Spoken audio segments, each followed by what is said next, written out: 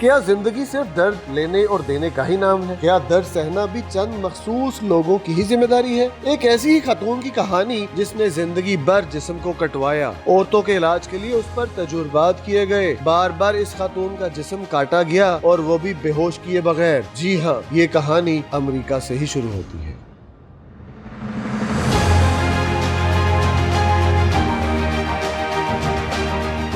یہ 19ویں صدی کا امریکہ ہے، جہاں انسانوں کو خریدا اور بیچا جاتا تھا، جہاں سیاہ جلد والے زمین کے ساتھ جھگڑے ہوتے تھے، اور انہی میں سے ایک انارچا نامی خاتون تھی، ایک کم عمر غلام لڑکی جس کی آنکھوں میں روشنی تھی، مگر قسمت نے اس کے لیے اندھیرا لکھ دیا تھا۔ وقت گزرا اور انارچا ماں بننے والی تھی، مگر غلام عورتوں کی زچگی میں نہ کوئی دوا تھی نہ کوئی سہولت۔ وہی پرانی مٹی، وہی پرانے زخم۔ درد کی چیخوں میں ایک بچہ پیدا ہوا، مگر اس کے بعد انارچا کا جسم کبھی ٹھیک نہ ہو سکا۔ ایک ایسی بیماری جس کا نام تھا فسٹولا، ایک زخم جو جسم اور روح دونوں کو چیر دیتا ہے۔ پیشاب رکنے کی بجائے بہنے لگتا ہے اور معاشرہ ایسے جسم کو ناپاک سمجھ کر کنارے لگا دیتا ہے۔ ڈاکٹر جیمز ماریون سمز ایک ایسا نام جو بعد میں ماں کے امراض کا بانی کہلایا، مگر اس کی بنیاد ایک ایسے تجربے پر رکھی گئی تھی جو انسانیت سے خالی تھا۔ سمز نے انارچا کو دیکھا، ایک زخموں میں ڈوبی مگر زندہ عورت تھی۔ وہ سوچنے لگا، اگر میں اس کی بیماری کا علاج نکال لوں تو دنیا مجھے یاد رکھے گی۔ تو یوں اس نے انارچا کی زندگی میں تجربات کا آغاز کیا۔ پہلی سرجری بغیر کسی دوا کے، بغیر کسی رضامندی کے کی گئی۔ انارچا چیخی، بلک کر روئی، مگر درد کو کم کرنے کے لیے کچھ نہ دیا گیا۔ ڈاکٹر سمز نے کہا تھا، سیاہ فام عورتیں درد کم محسوس کرتی ہیں۔ یہ جھوٹ اس وقت سچ سمجھا گیا اور انارچا ایک جسم نہیں، ایک تجربہ بن گئی۔ وقت گزرتا ہے، ایک کے بعد ایک سرجری، انارچا کا چہرہ زرد، جسم کمزور پڑ گیا، مگر وہ زندہ رہی۔ ایک نہیں، دو نہیں، بلکہ پوری 30 بار۔ سمز نے بار بار اس کے جسم کو چاک کیا، نئے ٹانکے لگائے، نئے طریقے آزمائے۔ ہر سرجری کے بعد انارچا زخمی ہوئی، آئے روز پھر تخت پر لائی جاتی۔ کوئی اینستھیزیا نہیں دیا جاتا تھا، کوئی سکون نہیں تھا، بس درد تھا اور خاموشی میں انارچا کی چیخیں۔ لیکن اس سب ظلم و ستم کے بعد بھی انارچا نے ہار نہ مانی۔ وہ ہر بار واپس آئی۔ وہ جانتی تھی کہ وہ صرف ایک غلام نہیں، ایک عورت ہے، اور اس کے درد میں شاید کسی اور عورت کی شفا چھپی ہے۔ آخرکار کئی برسوں بعد سمز کامیاب ہوا۔ اس نے فسٹولا کے علاج کا طریقہ دریافت کر لیا۔ دنیا نے اسے فادر آف ماڈرن گائنوکالوجی کہا۔